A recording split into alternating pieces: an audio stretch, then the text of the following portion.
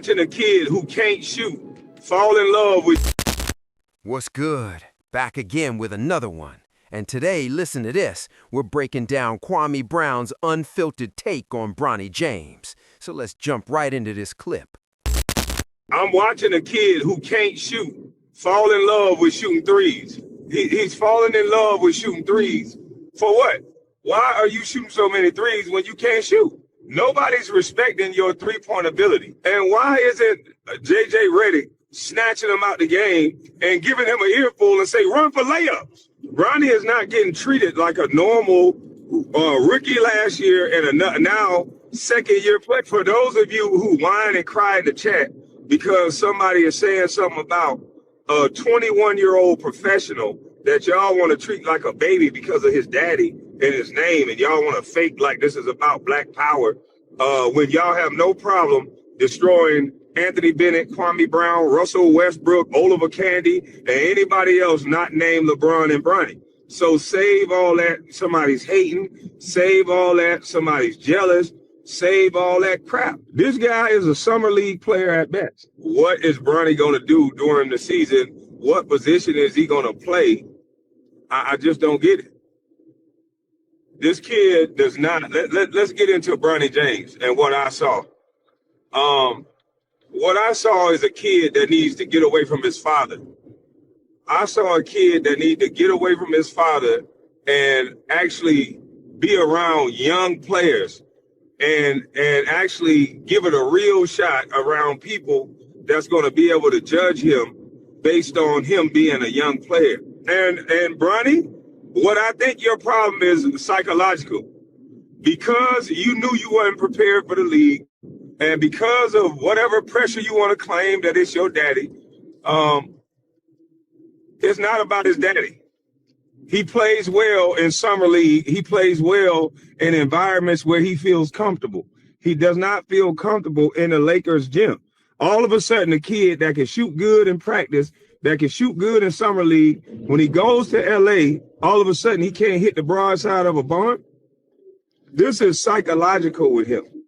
I'm watching a kid that they say is a defensive specialist, and they run the simple handoff at the three-point line. This guy is not a streaky. This guy is not a shooter that he's guarding. The Suns is a horrible team, and I watched Bronny James chase the guy around the top of the three-point line, and the guy get a backdoor layup, and everybody looking at the other players, Aiden and everybody else, instead of saying, Bronny, you slide right through and meet him and do not go. If he stopped behind the pick, then we get Aiden or one of those bigs to get a hand up.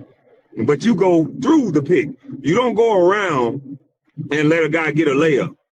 You don't be in help position at the nail when you got a shooter behind the three-point line and don't connect and everybody is there already. What are you doing? You can't say this take is coming from a place of hate.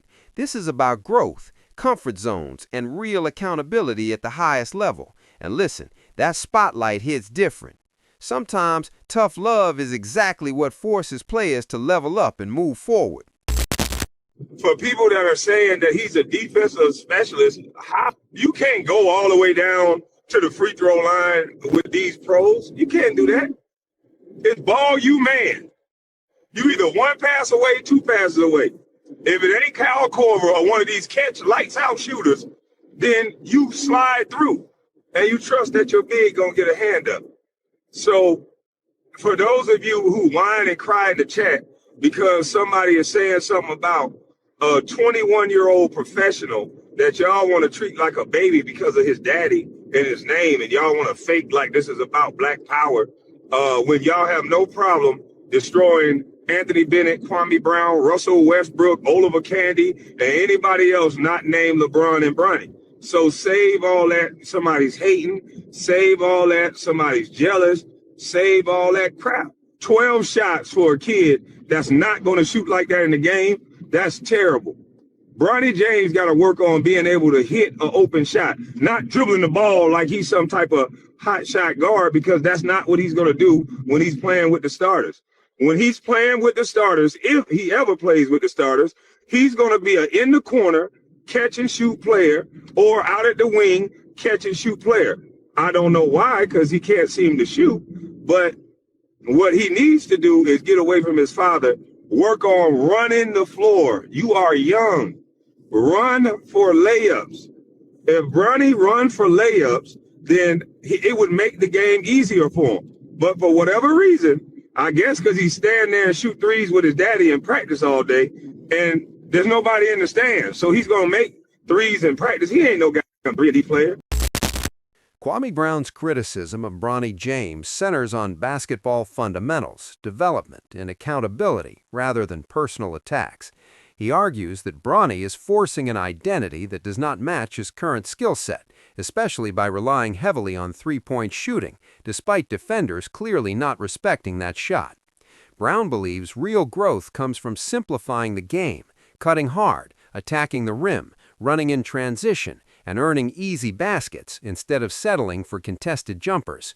He also questions the narrative of Bronny as a defensive specialist, pointing out misreads, poor angles, and lapses in positioning that lead directly to easy scores for opponents. To Brown, these mistakes are not unforgivable, but they require direct coaching and honest correction. The deeper issue, in his view, is psychological pressure created by the environment surrounding Bronny, particularly the weight of expectations tied to his last name and the spotlight of playing in Los Angeles.